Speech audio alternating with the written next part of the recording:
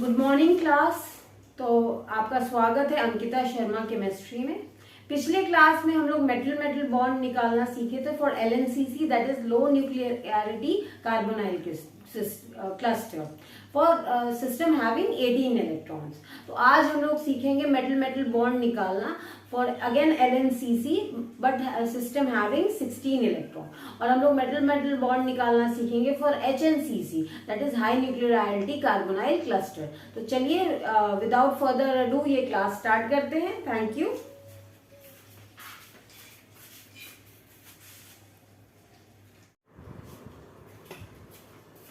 तो आइए हम लोग metal metal bond for square planar complexes या फिर 16 इलेक्ट्रॉन सिस्टम इन एलएनसीसी कैसे कैलकुलेट करते हैं। जो रूल्स हैं वो सिमिलर है।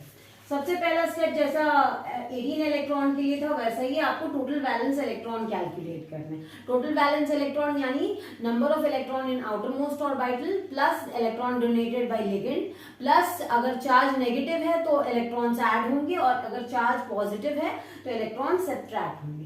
दूसरा स्टेप है आपका बी निकालोगे। तो बी हो जाता है n इंटू 16 माइनस ए, जहां पे ए जो है आपका वो टोटल वैलेंस इलेक्ट्रॉन है और n जो है वो नंबर ऑफ मेटल एटम्स है।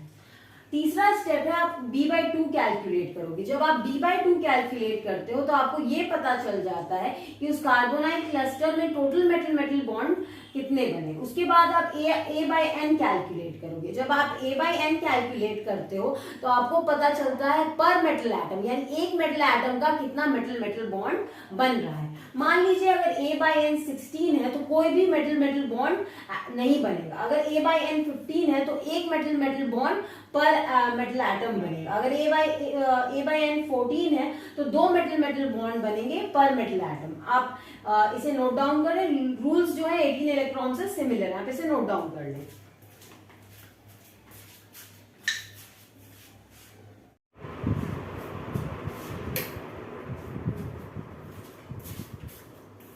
तो आइए हम लोग मेटल मेटल बॉन्ड सीखते हैं निकालना फॉर स्क्वायर प्लेनर कॉम्प्लेक्सेस या फिर 16 इलेक्ट्रॉन सिस्टम। तो पहला स्टेप तो सेम ही है। पहला स्टेप 1 क्या है, आप ए को कैलकुलेट करोगे और ए क्या है आपका TVE, टोटल वैलेंस इलेक्ट्रॉन। अब ये टोटल वैलेंस इलेक्ट्रॉन कितना है, इथाइलिन सिस्टम। इथाइलिन का मतलब क्या है, कार्बन डबल बॉन्ड कार्बन। अगर कार्बन डबल बॉन्ड कार्बन है तो वो आपका किसी भी मेटल को दो इलेक्ट्रॉन डोनेट, मान लीजिए यहाँ से ये कोई मेटल कनेक्टेड है तो इसकी हैप्टिसिटी जो होती है यहाँ पे लिखी हुई है, यानी दो इलेक्ट्रॉन देगा। और यहाँ पे ये थाइलिन कितने हैं, यहाँ दो ये है और ये दो है, यानी कितने हो जाएंगे 4 इंटू 2 प्लस रिहेनियम। अब रिहेनियम जो है आपका कोबाल्ट की ही फैमिली से आता है। कोबाल्ट का एटॉमिक नंबर 27 होता है, 3d7 4s2। उसी तरह आपका रिहेनियम का हो जाएगा 4d7 5s2, यानी आउटर मोस्ट ऑर्बिटल में 9 इलेक्ट्रॉन। तो आप क्या करोगे 9 इंटू 2 कर दोगे प्लस। अब आ जाते हैं क्लोरीन के ऊपर। तो क्लोरीन जो है आपका वो ब्रिजिंग पोजीशन पे। अगर नॉर्मली क्लोरीन लगा होता है तो वो एक इलेक्ट्रॉन डोनेट करता है, लेकिन अगर ब्रिजिंग पोजीशन पे क्लोरीन है तो वो 3 इलेक्ट्रॉन डोनेट करेगा। तो ये कितना हो जाएगा 3 इंटू 2। आप कैलकुलेट करोगे तो 8 प्लस 18 प्लस 6, यानी आ जाएगा आपका 32। स्टेप 2 में हम लोग बी निकालते हैं, जो होता है n इंटू 16 माइनस आपका a। n इंटू 16, n आपका मेटल एटम होता है, नंबर ऑफ मेटल एटम। यहाँ होल 2 है, यानी RH कितना है आपके 2 है, तो ये हो जाएगा 2 इंटू 16 माइनस 32, यानी कितना हो जाएगा 32 minus 32 equal to 0। Next step है हम लोगों का स्टेप 3। स्टेप 3 में हम लोग क्या करेंगे, b/2 कैलकुलेट करेंगे। b/2 इक्वल टू क्या हो जाएगा 0/2, यानी 0 आ जाएगा, यानी therefore total number of mm bond कितने हो जाएंगे, total number of mm bond हो जाएंगे आपके 0, यानी इस क्लस्टर में कोई भी मेटल मेटल बॉन्ड नहीं बन रहा है। उसके बाद आप क्या करेंगे a/n कैलकुलेट करेंगे। तो a/n कितना हो जाएगा 32 डिवाइडेड बाई जितने आपके मेटल एटम है। तो यहाँ पे मेटल एटम कितने हैं 2 है और टोटल वैलेंस इलेक्ट्रॉन आपका 32 आया, ये कितना आ गया 16। अब मैंने आपको बताया फॉर स्क्वायर प्लेनर कॉम्प्लेक्स अगर 16 अगर आता है तो पर मेटल एटम कोई भी मेटल मेटल बॉन्ड नहीं बनता। Therefore no metal metal bond is formed, therefore no metal metal bond is formed. आइए तो इसका स्ट्रक्चर देख लेते हैं, इसका स्ट्रक्चर कैसे होता है। यहाँ पे आपके मेटल एटम कितने हैं, रिहेनियम होल 2 है, तो यानी 2 मेटल एटम है, ठीक है। इन दोनों मेटल के बीच में कोई भी बॉन्ड नहीं बन रहा है, तो उसके बाद हम लोग क्लोरीन पे आ जाते हैं, जो कि ब्रिजिंग पोजीशन पे, होल 2 यानी 2 क्लोरीन, तो क्या होगा, आप ब्रिज पे 2 क्लोरीन लगा दोगे। उसके बाद क्या है, इथाइलिन है। इथाइलिन कितने हैं, एक रिहेनियम के पास 2 इथाइलिन, यानी 2 रिहेनियम है, यानी दोनों रिहेनियम के पास 2 इथाइलिन होंगे। तो आप क्या करोगे, इसको इथाइलिन से जोड़ दोगे ऐसे। तो ये इसका स्ट्रक्चर हो जाता है। आप देख रहे हैं इसमें कोई भी मेटल मेटल बॉन्ड नहीं है, ब्रिजिंग पोजीशन पे आपका क्लोरीन है, और बाकी मैंने हर रिहेनियम के पास 2 इथाइलिन था, तो मैंने 2 इथाइलिन लगा दिए। आप इसे नोट डाउन कर लें, और मैं अपना फिर हम लोग अपना अगला एग्जाम्पल करते हैं। आइए तो हम लोग अपना अगला एग्जाम्पल करते हैं। ये एग्जाम्पल भी सिमिलर है, वहां पे ब्रिजिंग पोजीशन पे क्लोरीन था, यहाँ पे ब्रिजिंग पोजीशन पे हाइड्रोजन। बाकी आप देख रहे हैं ईटा 2 इथाइलिन ही RH है और म्यू H है। तो हम लोग आइए सिमिलर प्रोसीजर फॉलो करते हैं। स्टेप 1, तो स्टेप 1 क्या है आपका, आप टोटल A कैलकुलेट करोगे या फिर टोटल बैलेंस इलेक्ट्रॉन, वो बराबर कितना हो जाएगा, मैंने बताया इथाइलिन है, तो इथाइलिन यानी कार्बन डबल बॉन्ड कार्बन, यानी ये कितने इलेक्ट्रॉन डोनेट कर सकता है, 2। यहाँ कितने इथाइलिन है, 2 है, और होल 2 है, तो कितना हो जाएगा, 2 × 4 प्लस, अब आपका RH आ गया। तो RH मैंने आपको जैसा कि बताया कि 9 इलेक्ट्रॉन डोनेट करता है, तो आप इसको 9 और कितने RH है, 2 है, तो 9 × 2 प्लस म्यू H है। अब ब्रिजिंग पोजीशन पे क्लोरीन 3 इलेक्ट्रॉन्स देता है, लेकिन हाइड्रोजन ब्रिजिंग पोजीशन पे भी एक ही इलेक्ट्रॉन देता है। वो एक ही इलेक्ट्रॉन दे ही सकता है, क्योंकि उसके आउटर मोस्ट ऑर्बिट में एक ही इलेक्ट्रॉन होता है। तो ये 2 है, तो 2 × 1, तो आइए कैलकुलेट कर लेते, 8 18 प्लस 2, ये कितना आ गया आपका 10, यानी ये 28 आ रहा है। उसके बाद हम लोग का स्टेप 2 आप कैलकुलेट करें। स्टेप 2 में हम लोग B निकालते हैं, जो कि होता है n × 16 - A। n क्या है, नंबर ऑफ मेटल एटम्स, तो यहाँ मेटल एटम कितने हैं, 2 हैं, तो 2 × 16 -28, यानी 2 × 16 कितना आया, 32 - 28 यानी कितना आ गया, 4, ठीक है। अब हम लोग स्टेप 3 निकालते हैं। स्टेप 3 क्या है आपका, B/2, तो B कितना आया, 4, यानी 4/2 यानी 2, यानी therefore number of mm bond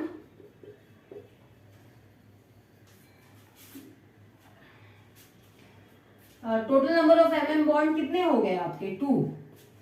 इसको आप total number of mm bond कहेंगे, total number of mm bond इतने हैं। अब हम लोग निकालेंगे A/n, तो A कितना है आपका 28, और n कितना है आपका, n number of metal atoms होता है वो 2 है, डिवाइड कर दो आप, ये आ गया 14। तो हम लोगों ने जाना कि अगर 16 आपका A/n आता है, तो पर मेटल एटम एक भी मेटल मेटल बॉन्ड नहीं बनता। अगर 15 आता है तो एक मेटल मेटल बॉन्ड बनेगा, और अगर 14 आता है तो 2 मेटल मेटल बॉन्ड बनेंगे। देयरफॉर 2 mm बॉन्ड फॉर्म्ड पर मेटल एटम, यानी पर मेटल एटम में आपके 2 mm बॉन्ड बनेंगे। आइए तो हम लोग इसका स्ट्रक्चर देख लेते हैं। सबसे पहले हम लोग क्या करेंगे, रिहेनियम को लिख लेंगे, तो रिहेनियम RH यहाँ, RH यहाँ। अब RH यानी पर मेटल एटम कितने बॉन्ड बन रहे हैं, 2 बॉन्ड बन रहे हैं, तो आप इसको डबल बॉन्ड से बॉन्ड कर दो। उसके बाद आपका म्यू, हाइड्रोजन किस पोजीशन पे, ब्रिजिंग पोजीशन पे, तो ऊपर एक हाइड्रोजन ऐसे लगा दो और नीचे एक हाइड्रोजन ऐसे लगा दो। उसके बाद इथाइलिन, एक रिहेनियम के पास पिछले कंपाउंड की तरह ही 2 इथाइलिन है, तो यहाँ ये आपका एक इथाइलिन ऐसे हो गया, एक इथाइलिन ऐसे हो गया, एक इथाइलिन ऐसे हो गया, एक इथाइलिन ऐसे हो गया। आप इसको नोट डाउन कर लें। आई होप कि आपको ये अच्छे से समझ में आ गया हो।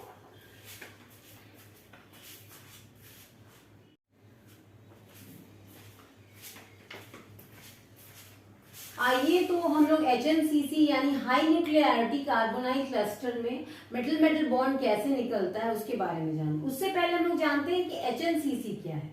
HNCC यानी हाई न्यूक्लियरिटी कार्बोनाइल क्लस्टर उसे कहते हैं जिसमें नंबर ऑफ मेटल एटम्स जो होते हैं वो 5 के बराबर या 5 से ज्यादा हो, n greater than equal to 5।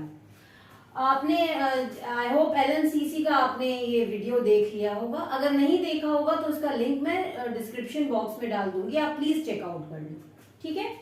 अब आपका ये जो हाई न्यूक्लियरिटी कार्बोनाइल क्लस्टर है तो उसका जो स्ट्रक्चर डिटरमाइन किया जाता है वो स्केलेटल या फिर फ्रेमवर्क इलेक्ट्रॉन के जरिए किया जाता है, जिसका रूल वेड ने दिया था, ठीक है। अब वेड ने जो रूल दिया था वो क्या था और उसके क्या स्टेप हैं। सबसे पहले हम टोटल इलेक्ट्रॉन काउंट करते हैं, जितने भी उस कंपाउंड में जितने भी कॉम्प्लेक्स कंपाउंड में जितने भी इलेक्ट्रॉन हैं आप उसको काउंट कर लें।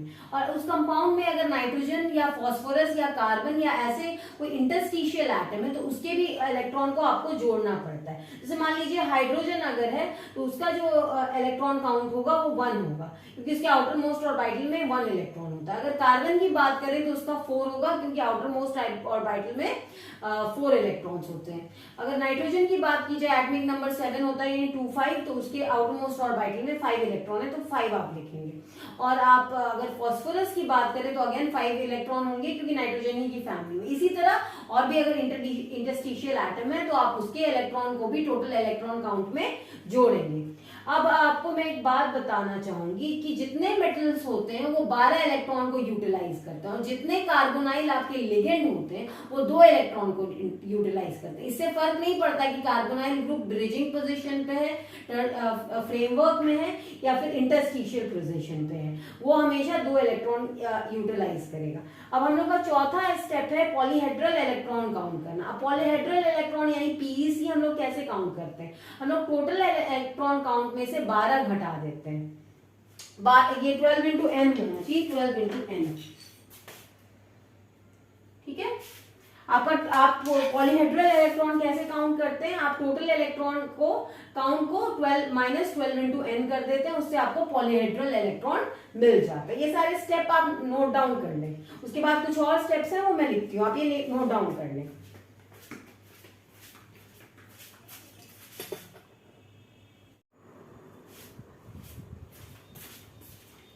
तो हम लोग वेट रूल देख रहे थे, तो हम लोगों ने देखा कि पॉलीहेड्रल इलेक्ट्रॉन काउंट जो होता है वो total electron count minus 12 into n, और n आपका क्या होता है, नंबर ऑफ मेटल एटम।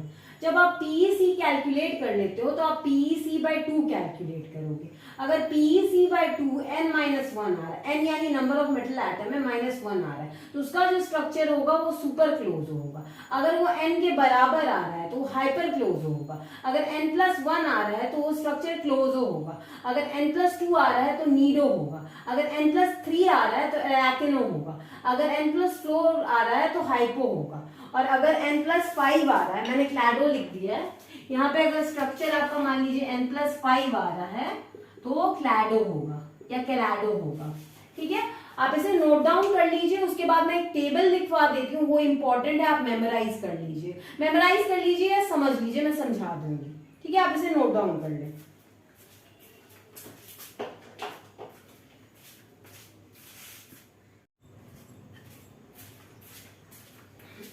आइए तो इस टेबल को हम लोग समझते हैं।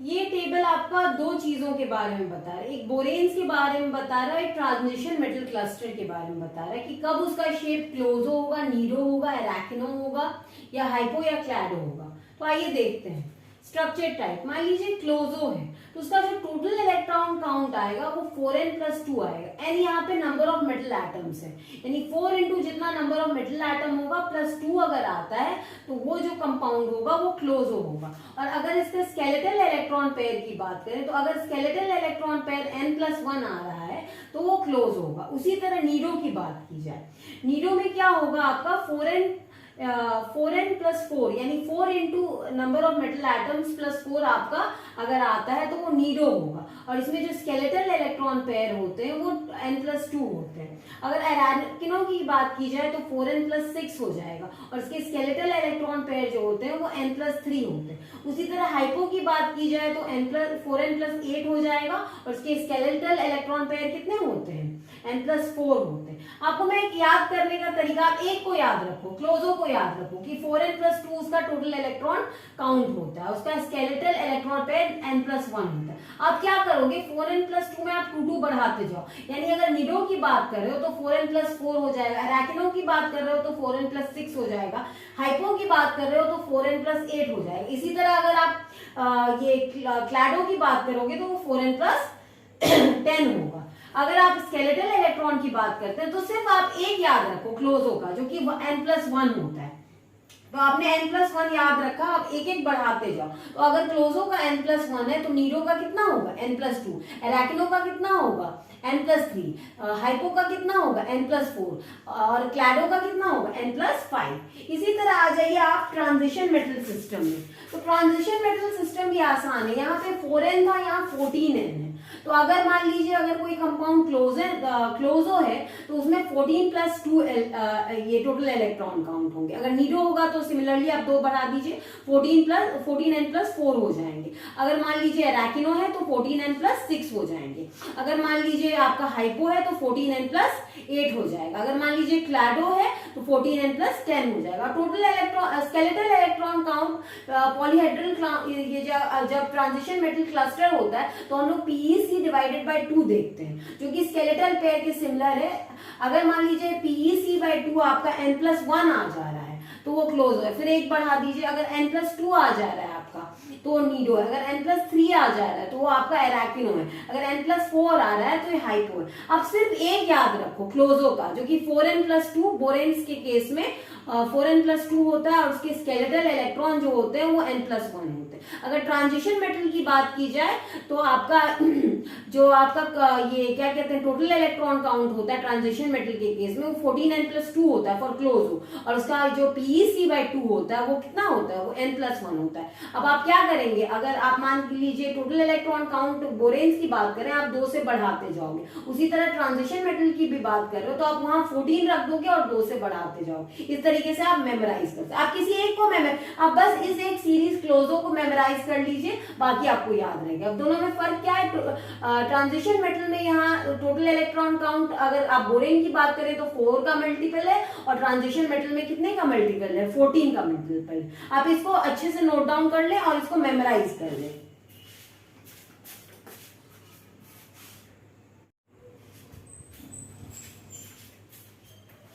तो आइए हम लोग कुछ एग्जांपल्स करते हैं, HNCC के मेटल बॉन्ड्स निकालते हैं ताकि हम लोगों का कॉन्सेप्ट क्लियर हो।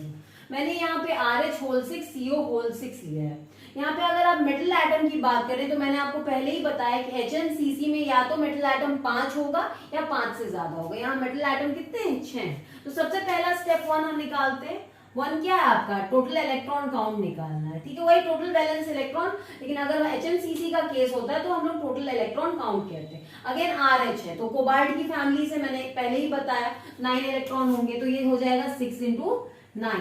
और आप अगर CO की बात करें तो मैंने पहले ही बताया कि CO हमेशा 2 इलेक्ट्रॉन डोनेट करता है, यानी 2 × 16। तो ये कितना आ जाएगा आपका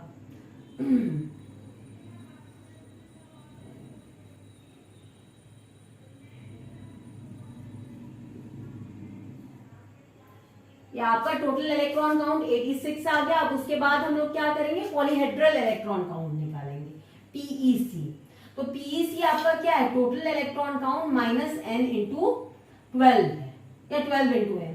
तो यहाँ पे n क्या आपका नंबर ऑफ मेटल एटम, या आपका टोटल इलेक्ट्रॉन काउंट कितना है, 86 आया है, -n कितना है, 6 है, × 12, ये कितना आ गया आपका 86 - 6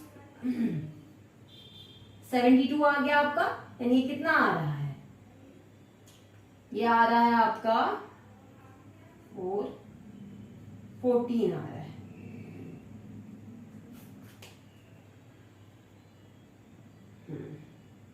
ठीक है, 14 आ रहा है। और आप इसको टोटल इलेक्ट्रॉन काउंट को आप 14 के मल्टीपल से भी लिख सकते हैं। 14 के मल्टीपल से अगर आप इसको लिखते हैं तो 14 × n कर देंगे, n कितना है, 6 है। प्लस आप ऐसा कुछ करेंगे जिससे ये आपका क्या कहते हैं 86 के बराबर आ जाएगा। अगर आप 14 को 6 से मल्टीप्लाई करते हैं तो 84 आता है, उसमें आप 2 जोड़ देंगे तो कितना आ जाएगा, 86 आ जाएगा। यानी ये क्या है, ये 14n+2 के फॉर्म में आ गया, यानी ये कंपाउंड क्या है, क्लोजो है। ठीक है, इससे हम लोग को ये पता चला कि ये क्लोजो है। अब तीसरा स्टेप हम लोगों का क्या है, तीसरा स्टेप है हम लोगों का PEC/2 निकालना। तो आप क्या करो, PEC/2 निकालो, यानी 14/2 निकालो, वो कितना आ गया, 7 आ गया। अब हम लोग को इसके ऐसे लिखना है कि n के फॉर्म में आ जाए। n कितना है, 6 है, यानी ये क्या है, n+1 है, यानी 6+1 आया है। और जब n+1 हो तो वो कंपाउंड क्या होता है, क्लोजो होता है। तो इस कंपाउंड का स्ट्रक्चर क्या है, क्लोजो है। आप ये नोट डाउन कर लें, आपको आई होप ये आपको समझ में आ गया हो।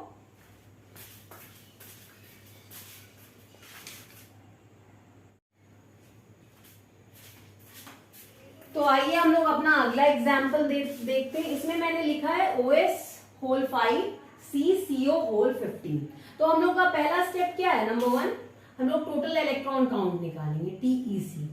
ठीक है, अब मैं आपको बता देती हूँ, जो ऑस्मियम है वो आयरन ही की ग्रुप से। आप इसको याद करने के लिए फीरू उश हश याद कर सकते हैं। तो आयरन का जो आउटर मोस्ट इलेक्ट्रॉनिक कॉन्फ़िगरेशन होता है, आयरन का एटॉमिक नंबर 26 है और outer most electronic configuration 3d6 4s2, यानी आउटर मोस्ट ऑर्बिटल में उसके कितने इलेक्ट्रॉन है, 8 इलेक्ट्रॉन है। तो ये क्या करेंगे आप, 8 और यहाँ पे टोटल कितने 5 है, प्लस अब मैंने आपको बताया कि अगर कोई इंटरस्टिशियल एटम होता है, जैसे कार्बन है, तो उसका हम लोग वैलेंस इलेक्ट्रॉन लिखते हैं। तो कार्बन का एटॉमिक नंबर 6 होता है, 2 4, आउटर मोस्ट ऑर्बिटल में 4 इलेक्ट्रॉन है, तो यहाँ 4 लिख दीजिए, प्लस 15 × 2, क्योंकि कार्बोनाइल जो ग्रुप है आपका 2 इलेक्ट्रॉन डोनेट करे, तो ये कितना आ जाएगा 40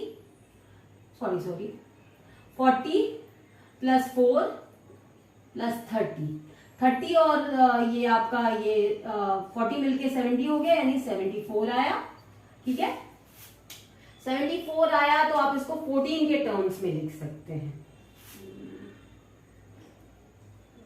ठीक है, 14 के टर्म में लिखिए, तो 14 के टर्म में 14 इंटू कितना हो जाएगा, अगर मैं इसको 6 कर देती हूँ तब तो ज्यादा आ जाएगा, यानी 5 करूंगी, 5 से ये हाँ, और प्लस 4 हो जाएगा। तो ये आपका, अगर 14 को n यहाँ पे मैंने 5 रखा है क्योंकि n यहाँ ऑलरेडी 5 है, तो 14 × 5 मैंने कर दिया, प्लस 4 आ रहा है, यानी 14n + 4 आ रहा है। तो हम लोगों ने जाना कि अगर 14n + 2 होता है तो वो क्लोजो होता है, 14n + 4 होता है तो वो क्या होता है, आपका नीडो होता है। तो ये इसका स्ट्रक्चर अगर आप ये टोटल इलेक्ट्रॉन काउंट से निकालते हैं तो ये क्या आ गया, नीडो आ गया 14n + 4 के फॉर्म में। ठीक है, अब हम लोग स्टेप 2 करेंगे। स्टेप 2 क्या है, पॉलीहेड्रल इलेक्ट्रॉन काउंट निकालना। वो क्या होता है, total electron count minus n × 12। तो मेरा टोटल इलेक्ट्रॉन काउंट कितना आया, 74 माइनस n कितना है, 5 है, 5 × 12, तो ये कितना आ जाएगा, 74 - 60, यानी कितना आ गया, 14 आ गया, राइट।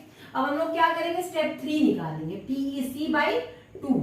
तो PEC/2 आप निकालते हैं तो 14/2 कितना आ गया, 7। यहाँ पे n कितना है, 5 है, और ये कितना है, 7 है, यानी n+2 आया है। अगर n+1 हो तो क्लोजो होता है, और अगर n+2 हो तो क्या होता है, ये नीडो होता है, यानी इसका स्ट्रक्चर जो आया है वो नीडो आया है। आप नोट डाउन कर लें।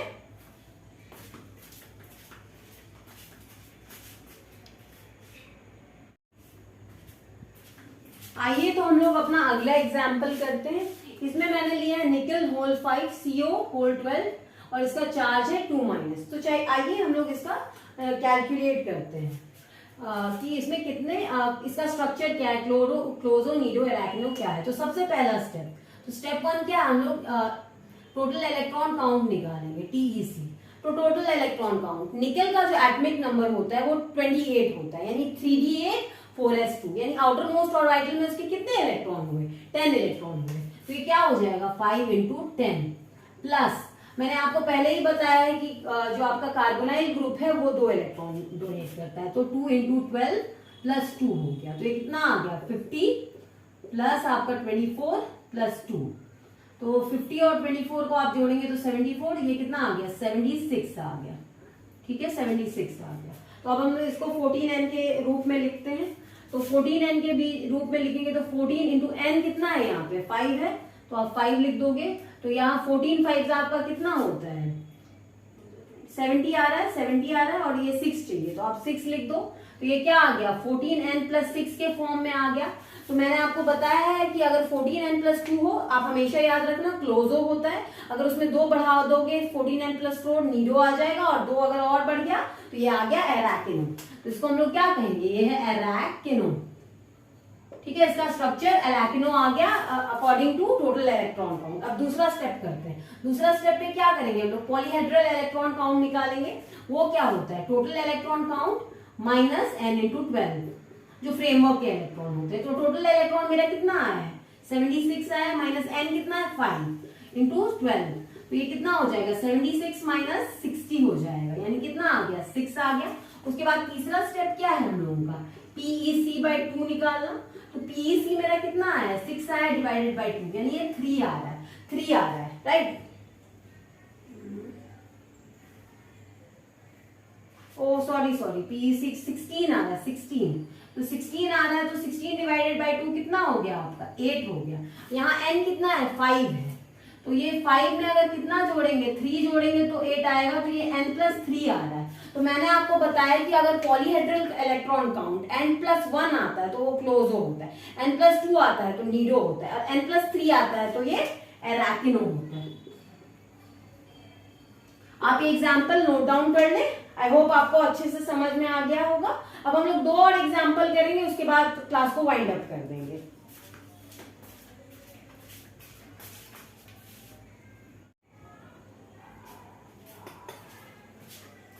तो आइए हम लोग 2 और एग्जाम्पल्स कर लेते हैं। यहाँ पे मैंने लिख लिया है Ru(6C) यानी कार्बन, CO(17). तो अब तक तो आपको याद ही हो गया होगा पहला स्टेप। तो पहला स्टेप मेरा क्या है, हम लोग टोटल इलेक्ट्रॉन काउंट निकालेंगे। तो मैंने आपको बताया कि Ru जो है वो आयरन ही के ग्रुप में होता है, फीरू उशस।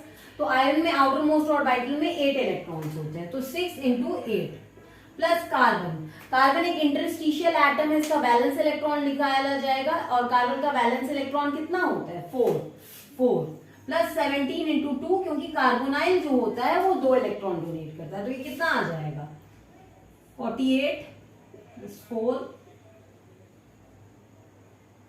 34।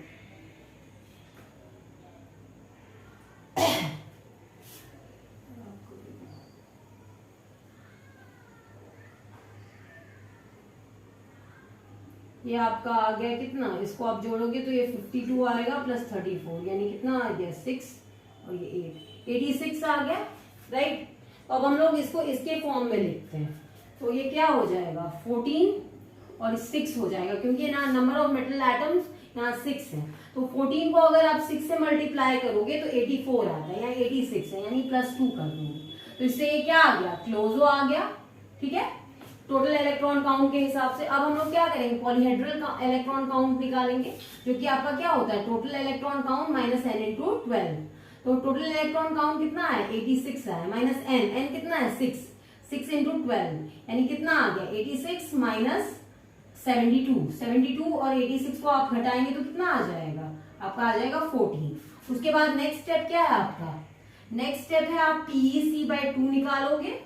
तो PEC/2 कितना हो जाएगा 14/2, यानी ये कितना आ गया 7 आ गया 7। यहाँ पे n मेरा कितना है, n इज इक्वल टू क्या है 6 है, तो यहाँ पे n 6 है, तो ये कितना आ रहा है n+1 आ रहा है ये। ठीक है, तो इसके हिसाब से ये क्या हो गया क्लोजो हो गया, यानी इसका स्ट्रक्चर क्या है क्लोजो है। आप ये नोट डाउन कर लें।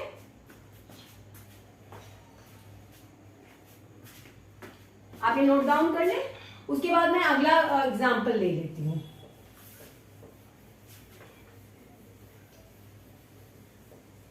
अगला एग्जाम्पल मैं इधर लिख देती हूँ, वो क्या है, वो है आपका Ru(5NCO)14-। तो आइए हम लोग निकालते हैं इसको।